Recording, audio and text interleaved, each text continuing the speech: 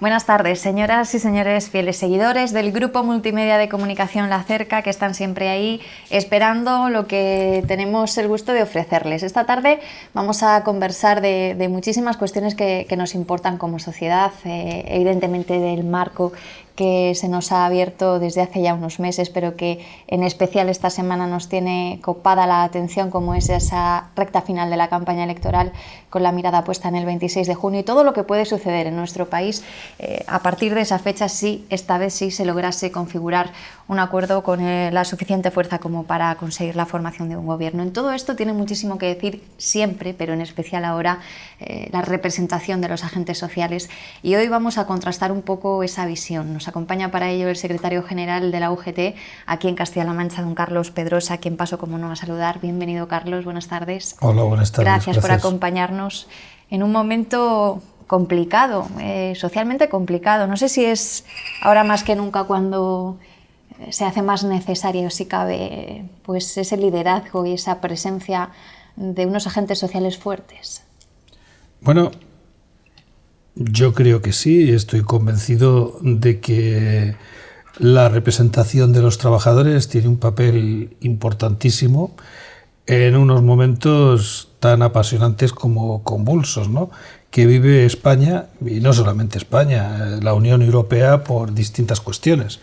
El tema de los refugiados, la cabezonería machacona de la actual dirección de la Unión Europea, elegida por los ciudadanos, por cierto, en torno al Partido Popular Europeo, que nos lleva por una dirección que todo el mundo califica de suicida, el asunto de la posible salida, que se vota unos días antes del Reino Unido de la Unión, y las siempre apasionantes y reiterativas elecciones a la presidencia del Gobierno de España. Sí, la verdad es que es un momento apasionante, y yo espero que, a pesar de lo que hemos aguantado los sindicatos mayoritarios, comisiones obreras y UGT, durante estos años, dentro de lo que ha sido una campaña paralela a la que se ha llevado en todo el país, con otras cuestiones de criminalizar lo público, de criminalizar lo sindical, la política, etcétera, pues que todavía haya dejado cierta sensatez, ¿no?, que permita visos de que el diálogo, de que el hablar, de que el llegar a acuerdos todavía tiene sentido. Vamos a dar alguna pincelada sobre esas temáticas que ha puesto sobre la mesa de inicio. Por ejemplo, el tema de ese referéndum que se va a votar en Reino Unido apenas 2 días antes, el 3 de la cita con las urnas aquí en España. Los expertos o los estudiosos de este tipo de cuestiones aseguran que el resultado de ese referéndum no tiene por qué acabar afectando a lo que suceda aquí el 26 de junio o cambiar el voto del electorado en España. Pero hay quien dice que una salida de Reino Unido de la Unión Europea sí que puede de alguna manera movilizar ese voto más conservador. ¿Usted cree que este tipo de cosas a nosotros nos afectan de cara a una cita con las urnas, o llegado al punto en el que estamos ya son cuestiones que casi no queremos ni mirar? No, yo creo que es una cuestión que se vive con cierta lejanía por el grueso de la opinión pública en España, y creo que no debiera ser así. Mire, la salida de la Unión Europea afectaría a la economía española, según los expertos, en torno a 3 puntos, 4 puntos del Producto Interior Bruto. Eso es el presupuesto de Castilla-La Mancha para 4 o 5 años. Por lo tanto, es una cosa importante. En materia económica. En materia social es un punto a tener en cuenta, porque es una resta a un proyecto que se empezó hace mucho tiempo de Unión Europea y que, al menos en algunos momentos, se ha cuidado y ha sido positivo para el conjunto de la Unión, a pesar de que ahora renegue todo el mundo de ello. Pero oiga, yo quiero acordarme de lo positivo que han sido los fondos europeos para este país, de los fondos europeos, que no es otra cosa que la solidaridad de los trabajadores y trabajadoras de otros países de la Unión Europea para con España, ¿no? Entonces hay que acordarse, cuando llegan los tiempos malos, de lo que han sido tiempos positivos. Por lo tanto, creo que es un paso atrás, uno más, en la dirección contraria a consolidar algo importante dentro de la Unión Europea que nos beneficiaría a todos. En cuanto a cómo afectaría a la intención de voto de los españoles, hombre, yo no soy un experto ni tengo una bolita de cristal, pero sí parece que ante tiempos de incertidumbre la población en general se refugie donde se considera más segura, ¿no? En políticas conservadoras. Aunque probablemente el margen de tiempo entre la votación en Gran Bretaña y en el Reino de España pues no dé tiempo tampoco a que tenga unos efectos muy importantes. De alguna manera, en estos últimos meses estamos viendo diferentes cuestiones que han venido a poner en jaque, entre comillas, los propios designios de la Unión Europea. Ha mencionado ya pues, esta situación que ha planteado Reino Unido, pues, preguntando a sus ciudadanos si desean o no seguir formando parte de la Unión. Por ahí un contratiempo, quizá, no sé hasta qué punto inesperado. Luego está el tema de los refugiados, que de alguna manera ha destapado las vergüenzas de Europa de cara al mundo entero y que también pues ha venido a dañar muchísimo esa imagen de la Europa que todos creíamos que estábamos construyendo. Y por último, pues diferentes informes, como por ejemplo ese del Fondo Monetario Internacional o diferentes pues argumentos que están viniendo un poco a apuntar, como el de la OCDE también, que podría ser contraproducente el camino que se ha seguido en cuanto a políticas de ajustes, que parece que vienen de alguna manera a reconocer lo que, por ejemplo, sindicatos como la Unión General de Trabajadores vienen diciendo ya, no de un día, ni de dos, ni de tres, sino desde hace muchísimo tiempo. Esta serie de pequeñas grandes cosas, ¿cómo han ido minando esa fuerza que debería ser la de la Unión Europea? Bueno, pues han minado la confianza de los ciudadanos en las instituciones de la Unión Europea, es decir, por ir por partes, ¿no? El tema de la salida del Reino Unido, que obedece a otras cuestiones diferentes seguramente, ¿no? De lo que allí pueden considerar pérdida de autonomía, temas de fiscalidad y otras cuestiones. Pero mire, es que en general uno de los problemas graves que tenemos es que a los ciudadanos parece que nos tratan como a niños pequeños, ¿no? Es decir, alguien tiene miedo de contarnos las cosas como son. Yo hablaba hace poco con unos compañeros de un asunto parecido a lo de la posible salida del Reino Unido, ¿no? Hay algún partido político, Unidos Podemos en este caso en España, que concurre a las elecciones con la propuesta de referéndum para salida en este caso, bueno, para salida no, para que los catalanes decidan si quieren continuar o no quieren con el derecho a decidir. Yo no voy a discutir sobre el derecho a decidir y es un asunto que le aseguro que no me produce ningún miedo. Ahora, ¿qué echo de menos? Lo que sí se ha producido en Inglaterra y que sus políticos sí están hablando.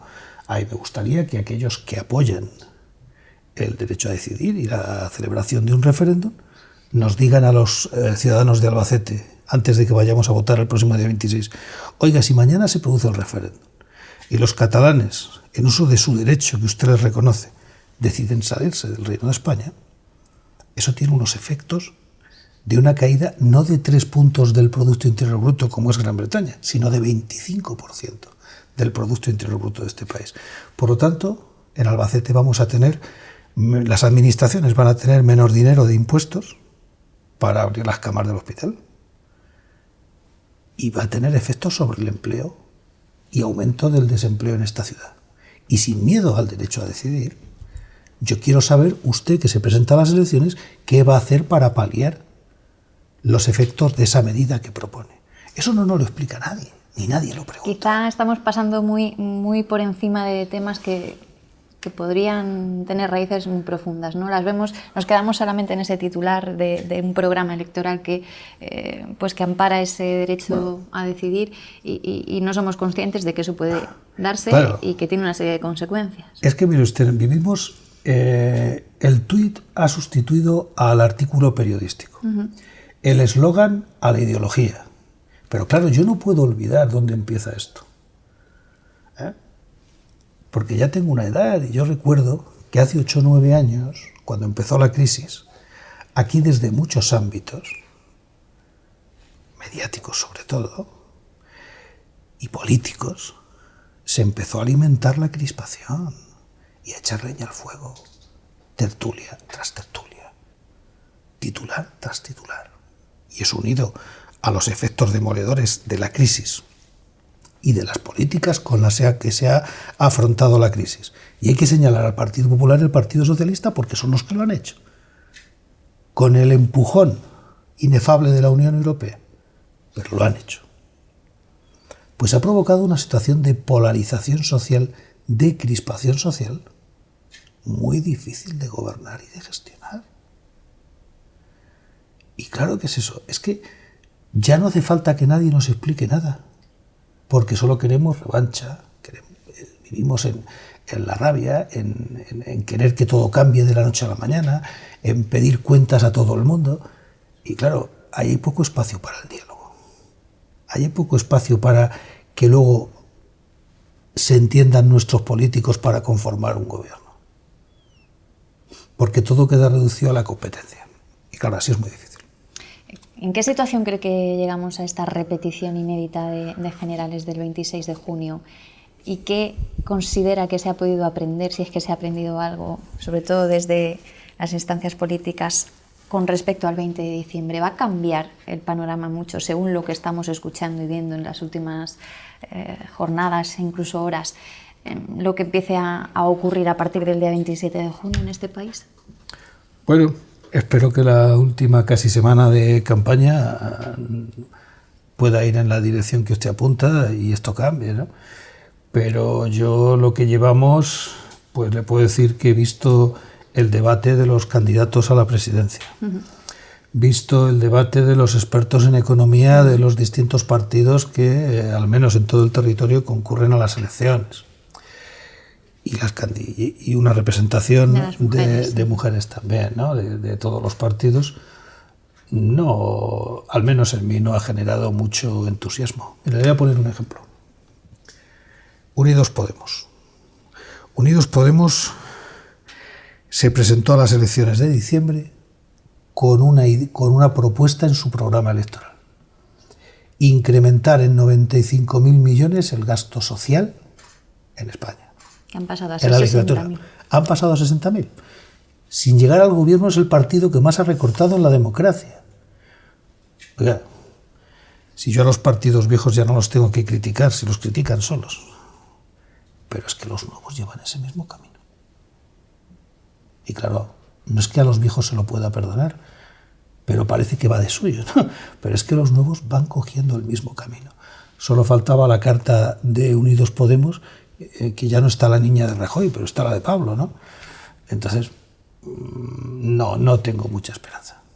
¿Le sorprendió esa coalición de Podemos con Izquierda Unida después de que lo mismo hubiese sido imposible apenas unos meses antes? No me sorprendió. Creo que es yo creo que es un movimiento inteligente, es un movimiento posibilista, tanto de Garzón como de Pablo Iglesias y sus equipos, y que a mí, por la generación a la que pertenezco, más que otra cosa, pues solo me puede producir la tristeza, ¿no? de que, como ha pasado ya en otros países de la Unión Europea, pues partidos potentes con una trayectoria centenaria, ¿no?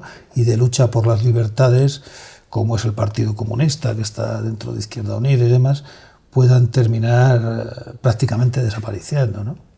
Pero bueno, eso puede ser que no se quede ahí solo y que se lleve por delante esta vorágine a otros también.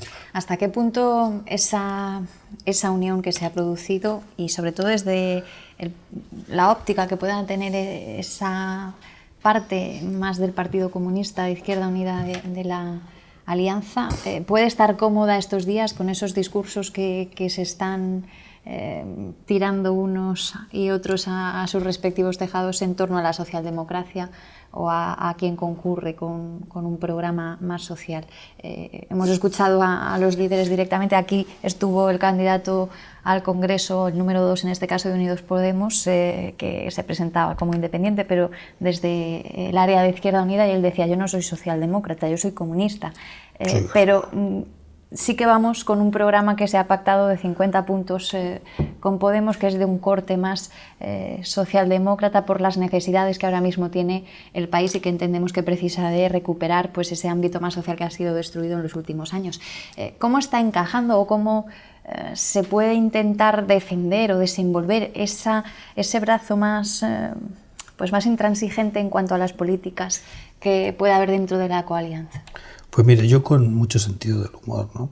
Porque hemos visto, como usted apuntaba, que el señor Garzón decía que él es comunista y le alabo el gusto, porque es honesto. Yo tengo amigos comunistas, igual que los tengo de derechas y los tengo socialdemócratas y de tal. Y lo peor que puede pasar de una persona es que se avergüence de lo que es. Peor es aquellos que desde Podemos reivindican ser socialdemócratas, como hace 6 meses decían que la izquierda y la derecha habían muerto, que eso no tenía sentido, pero sin embargo, antes y ahora, en sus mítines levantan el puño derecho, el puño cerrado, que es un símbolo claramente comunista. Debe ser la tendencia histórica, porque estos no llegaron ayer a la política, ¿eh? O sea, excepto Íñigo Rejón, que levanta la V de la Victoria, es un hombre más pragmático, no sé si los demás levantan el puño, si usted se fija. Entonces, a mí lo que me hace gracia es esa pelea por la socialdemocracia. Mire, en los últimos 12, 15 años y más, si hay algo que ha sido revisado, criticado, puesto en las andas y en el ataúd, enterrado y declarado inútil por intelectuales de todo cariz ideológico, ha sido la socialdemocracia. Y ahora en España debe ser que siempre llegamos tarde, nos peleamos por ella. Oye, pues algo tendrá el agua cuando la bendicen, ¿no? Pero yo lo que sí sé es que los logros de este país, la sanidad, que nos gustaría que fuese mejor, sobre todo desde que está la crisis, la educación, que nos gustaría que fuese mejor, sobre todo desde que está la crisis, la trajo la socialdemocracia tal como la conocemos en este país. Y eso yo lo tengo que poner en valor. No sé si tuvo ocasión de ver anoche la entrevista en El Objetivo a Pablo Iglesias, hablando sobre este asunto de si es o no socialdemócrata. No, no lo ve. Bueno, pues luego lo ojea, porque seguro sí que le va a gustar ese rato de conversación. ¿Considera que España está más cerca del cambio que hace 6 meses o más lejos? Y le pregunto más directamente, ese posible sorpaso al PSOE que están dibujando poco a poco las encuestas, lejos de lo que podría hacernos pensar, ¿aleja el cambio? Mire, España, para cambiar en términos políticos, lo primero que necesita, y lo necesita ya desde hace muchos años, es un partido conservador, moderno y europeo que rompa radicalmente con todo lo que ha sido la derecha española tradicional de los últimos 70-80 años. Y eso no lo tenemos. Entiendo que no ve ahí a Ciudadanos, ¿no? No. Yo no hablo de Ciudadanos. Hablo en términos generales de derecha moderna europea, democrática, dialogante, abierta a la sociedad, normalizada, que en España es una minoría dentro de la derecha. Porque eso tiene mucho que ver con el surgimiento de opciones políticas en el extremo contrario. Y luego la normalización que yo deseo para España es que sea un país que apueste por el desarrollo industrial, es que sea un país que apueste por la innovación, por la investigación y por el desarrollo. Lo que yo deseo para España es que dejemos de una vez de hablar de si nos separamos o de si nos unimos y que superemos esas asignaturas pendientes de carácter ya histórico, ¿no? Eso es lo que deseo para España. Cuando España supere esas cuestiones, España empezará a ser un país en condiciones, moderno y tal. Que no nos comparen con Suecia, ni con Alemania, ni cosas de esas. Si es que el problema está en que esos países son potencias industriales y esta es una sociedad de consumo y no una sociedad industrial. Si el problema es que aquellos países tienen democracias consolidadas y opciones políticas consolidadas desde hace muchos años y nosotros somos una democracia relativamente joven y que por circunstancias políticas, es cierto que algunas ligadas a la corrupción y otras cuestiones, no hemos modernizado nuestro tejido político. Y no estoy hablando de partidos nuevos o viejos, estoy hablando de casar lo nuevo y lo viejo.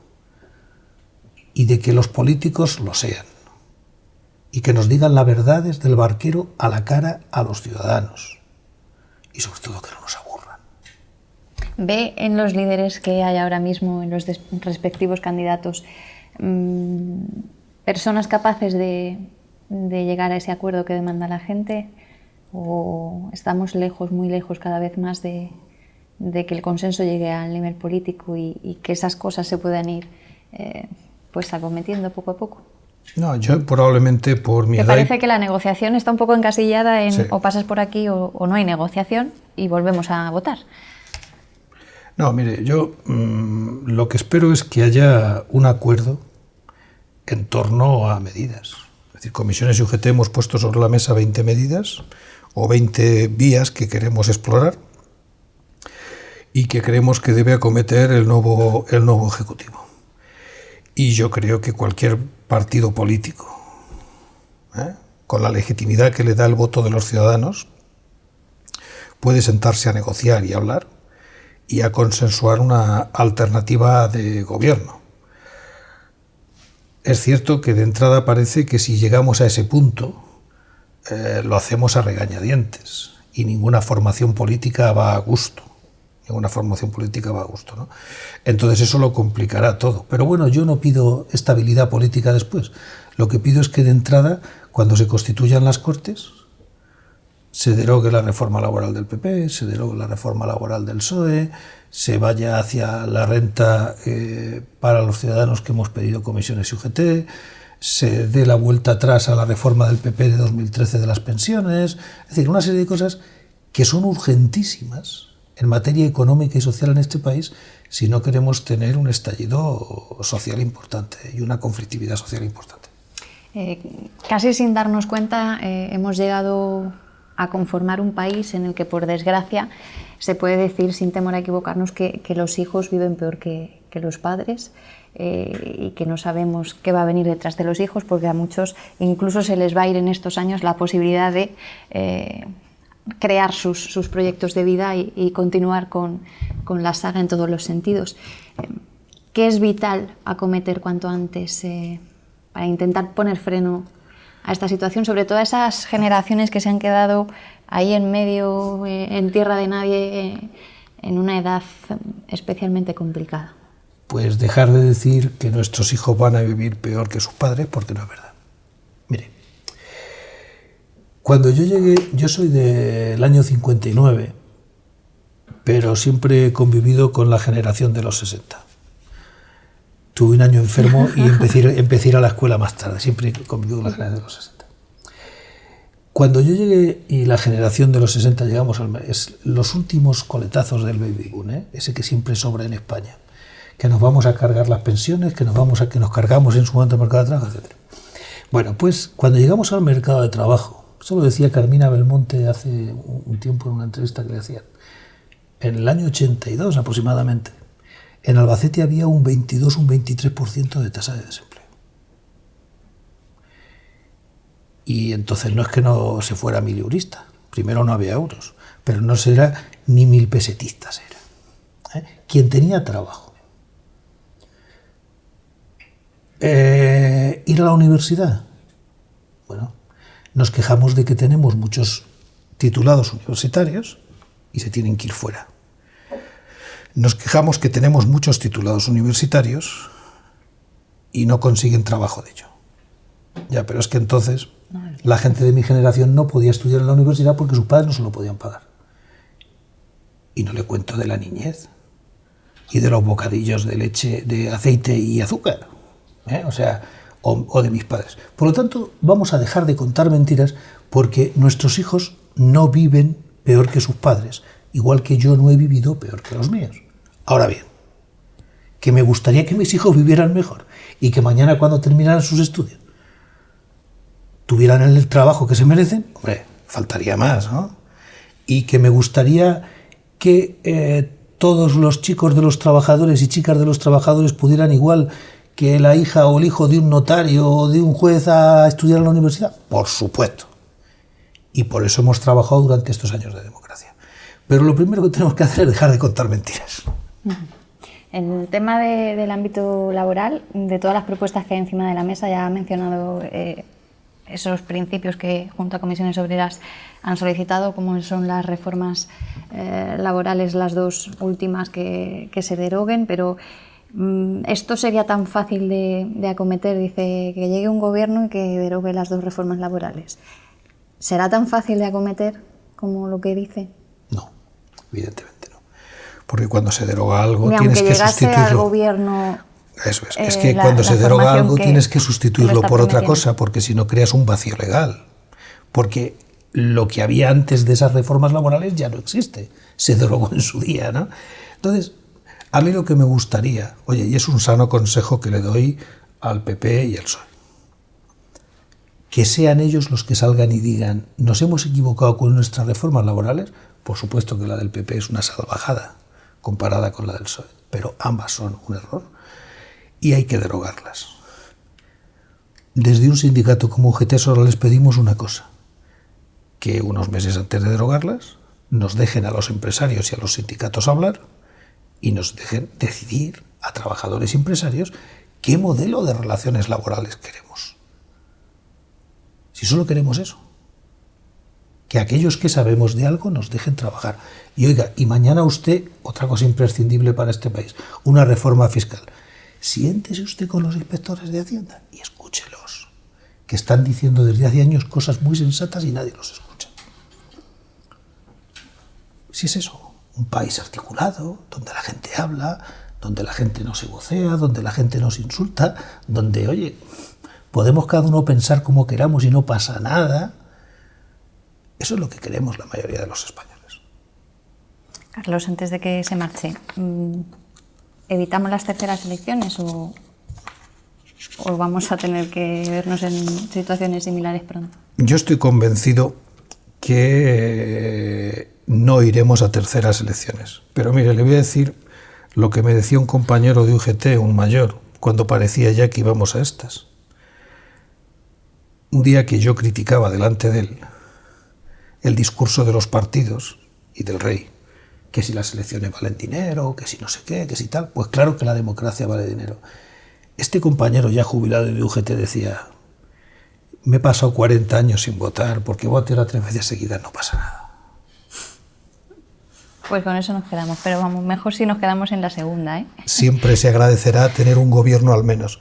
Lo de votar, votamos lo que sea después.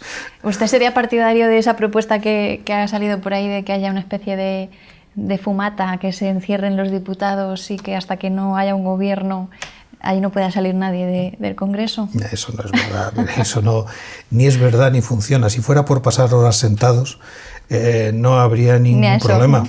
Pero oye, el paso siguiente a ese consejo es llegar a un acuerdo de gobierno de salvación nacional. Es decir, oiga, hay 4 partidos potentes con representación parlamentaria a nivel nacional. Hagan entre los 4 un gobierno. No lo harán. Exacto. Bueno, a ver qué comentamos en el próximo encuentro. Como siempre, un placer pues contrastar esa visión pues siempre enriquecedora. Gracias a ustedes. De los agentes sociales, en este caso representados aquí en la figura de Carlos Pedrosa, el secretario general de la Unión General de Trabajadores aquí en Castilla-La Mancha. De su mano pues cerramos este nuevo capítulo de Encuentros Digitales, que como siempre les digo, pues ya saben, pueden volver a ver las veces que lo deseen a través de nuestra web www.lacerca.com, donde, como es habitual, pues seguimos contándoles todo lo que viene sucediendo más cerca y más lejos de nosotros. Así que no se despisten mucho y no se alejen de sus modos de acceso a Internet. Cuídense mucho.